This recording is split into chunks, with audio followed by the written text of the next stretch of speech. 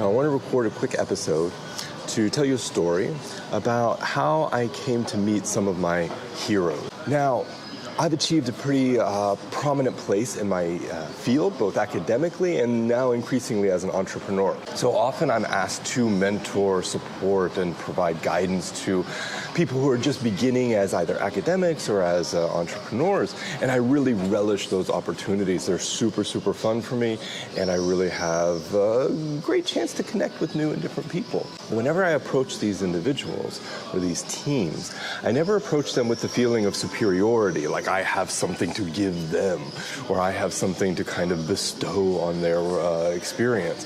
I always try to approach them with a sense of humility and in a sense of inquiry to try to understand a little bit better about what they're doing, how they're doing it, what I can learn before I even begin to start thinking about ways in which I could suggest solutions to their challenges.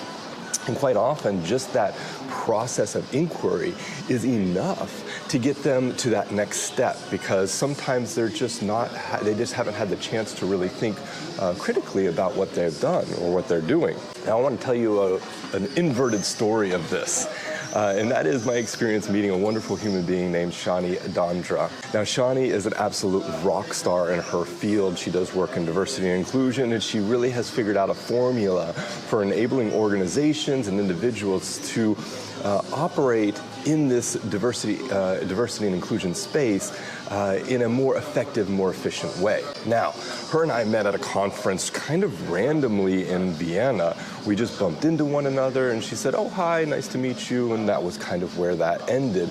But we exchanged contact information, and I always kind of had her in my head as somebody that seemed really cool, seemed like somebody would be fun to work with. So turns out she is actually an extraordinary content creator and influencer in her own right, and a celebrity in a lot of respects.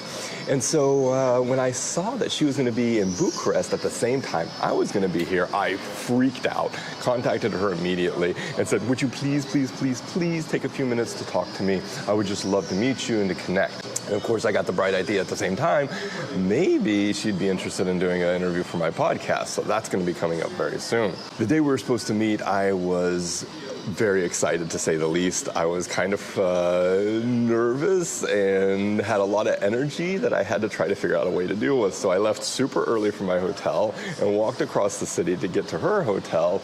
And in the process, combined with a 37 degrees Celsius temperature, I was sweating. So I was just drenched, and I went into that hotel, which is this gorgeous, fancy hotel with this real feeling of intimidation. As here I am meeting one of my heroes to learn more about what she's doing and hopefully to get some of her guidance and input. And so going into that space was a real nerve-wracking experience because I didn't know how she was going to take me. I didn't know how she would approach it.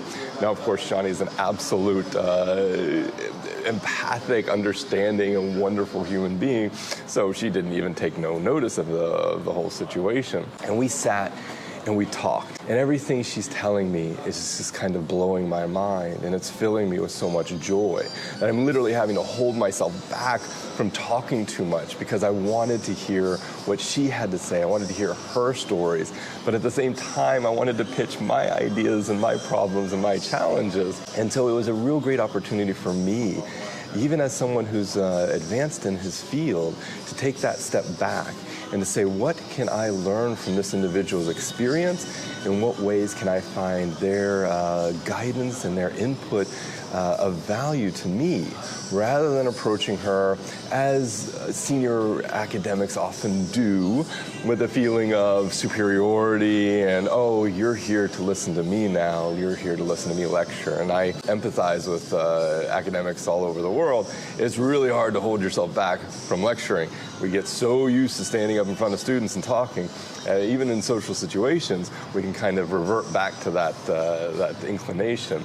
So I just want to encourage you, when you're connecting with someone new, spend twice as much time listening to them as you do talking to them. I always say that we have 2 ears and 1 mouth for a reason, and that is because we should listen twice as much as we talk. And I'm sure I borrowed that saying from somewhere. So because of this opportunity, I've been able to continue to think differently about my career. I've continued to be able to think differently about how I can evolve to that next stage. And I'm incredibly grateful to Shani for her advice, for her guidance, and for her care.